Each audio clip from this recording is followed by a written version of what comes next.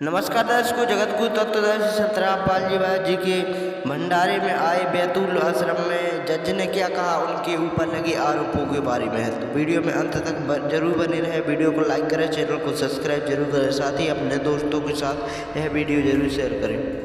मेरा नाम कुशल पाल सिंह सेंगर है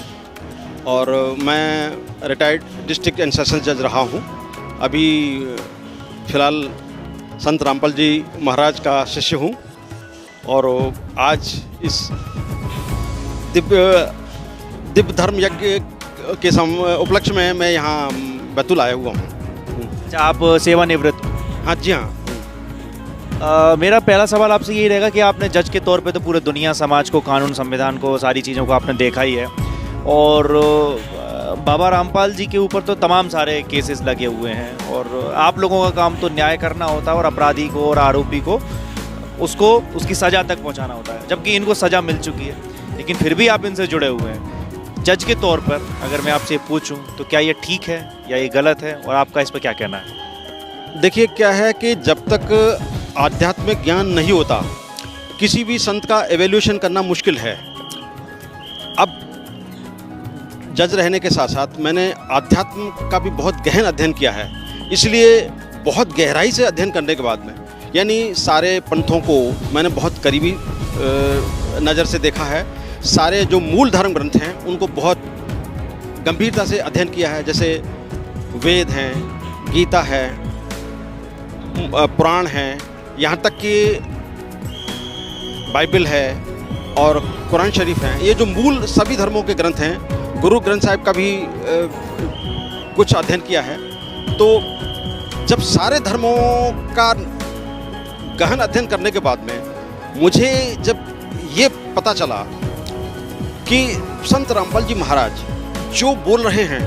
वो तो इन सारे धर्म ग्रंथों से प्रमाणित है, तो मेरे पास कोई विकल्प ही नहीं था कि मैं उनके द्वारा बताए गए ज्ञान को सत्य मानूं। अब चूंकि मैं हर दृष्टि से सक्षम रहा हूं, कानूनी ज्ञान भी था और हिंदी, अंग्रेजी, संस्कृत तीनों भाषाएं मैं अच्छे से समझता था, तो इसलिए कोई भी संत गुमराह करने की स्थिति में नहीं था। और जब मैंने ये ज्ञान सुना, क्योंकि ख़ास तौर से मैं गीता पढ़ा करता था और गीता पढ़ने के बाद में कुछ चीज़ें ऐसी थी जो मेरी समझ से परी थी। अब जब ये ज्ञान समझ में आया, जब संत रामपाल जी महाराज जी ने मुझे पहली बार ये रहस्योद्घाटन किया कि गीता का ज्ञान तो वास्तव में श्री कृष्ण जी ने नहीं दिया है, बल्कि गीता में सहस्त्रबाहु, जिसको विराट रूप दुनिया समझती है, और वो विराट रूप जो है श्री कृष्ण जी न होकर ब्रह्म है, जिसको आम भाषा में काल कहते हैं, तो मैं बुरी तरह से चौंका। क्योंकि हजारों साल से जो मान्यता प्रचलित थी उसके अनुसार तो यही सारा समाज ये मानता आ रहा था कि गीता का ज्ञान कृष्ण जी ने दिया है। लेकिन जब मैंने 11वां अध्याय का एक एक श्लोक बहुत गहराई से पढ़ा और उसमें देखा कि सब कुछ तो इस विराट रूप में समाता जा रहा है, कुछ सिर दाढ़ों से कुचले हुए, तो ये जब मैं पढ़ता था तो मुझे बड़ा आश्चर्य होता था कि भगवान और दाढ़ों से कुचल के खा रहे हैं, ऐसा क्यों है। जब ये रहस्योद्घाटन हुआ कि ये पूरा संसार, यहाँ 21 ब्रह्मांड के स्वामी ब्रह्म के नियंत्रण में है और यहाँ तो केवल कर्म दंड के अनुसार ही जीव अपना सजा भुगतता है और उसी के अनुसार मानव योनियाँ मिलती हैं। तो जब मुझे पहली बार पता चला कि वास्तव में गीता के अनुसार तो जो परमेश्वर है, जिसको गीता में सच्चिदानंद घन ब्रह्म कहा गया है, वो तो परम अक्षर ब्रह्म से संबोधित किया गया है, तब मुझे बहुत हैरत हुई और लगा कि ये एकमात्र संत हैं जो ये कह रहे हैं कि वास्तव में जो भगवान हैं, जो अविनाशी भगवान हैं, जिसे सच्चिदानंद घन ब्रह्म कहा गया है, वो तो कोई और है, जिसको कि वेद कबीरदेव कह के संबोधित कर रहे हैं और जिसे कुरान शरीफ कबीरा कह के संबोधित कर रही है, और यहाँ तक कि ऑर्थोडॉक्स जूइश बाइबल उसमें भी El is Kabir despises no one इस तरह से लिखा हुआ है। गुरु ग्रंथ साहिब में नानक देव जी जिस भगवान की बात कर रहे हैं वो सबसे अलग है और उसी ने सब कुछ रचा है,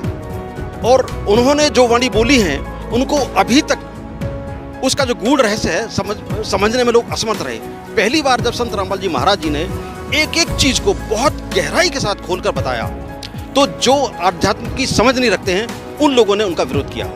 यहाँ पर मैं आपको थोड़ा रोकना चाहूँगा। आपने गुमराह शब्द का जिक्र किया।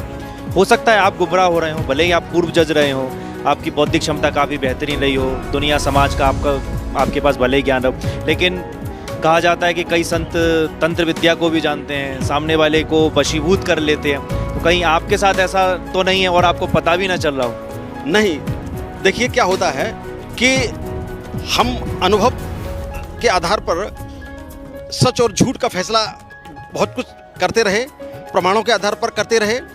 और जब प्रमाण कोई चीज़ साफ तौर पर बोल रहे हैं तो प्रमाणों की अनदेखी हम नहीं कर सकते। जो सदग्रंथ हजारों साल से प्रचलित हैं और जो बातें उसमें हजारों साल से लिखी हुई हैं, अचानक जो है उनको झूठ कैसे मान सकते हैं? आपने इन सबूतों को देखकर खुद से न्याय किया है? मैंने वो सारे सबूत खुद देखे, खुद से पढ़े, और मुझे भी पहली बार तो ऐसा लगा था कि कहीं ऐसा तो नहीं है कि ये अन्य संतों की तरह से न बोलकर कुछ जो बात कह रहे हैं वो केवल इनका उद्देश्य ऐसा तो नहीं कि केवल अनुयायी बनाना हो। लेकिन जब मैंने बहुत गहराई से देखा और जब अनुभव किया, सारे ग्रंथों को ठीक से फिर से बारीकी से देखा, तो एक एक चीज़ मिलती चली गई। मैंने सपने में भी नहीं सोचा था कि ऑर्थोडॉक्स ज्यूइश बाइबल के अनुसार भी कबीर साहब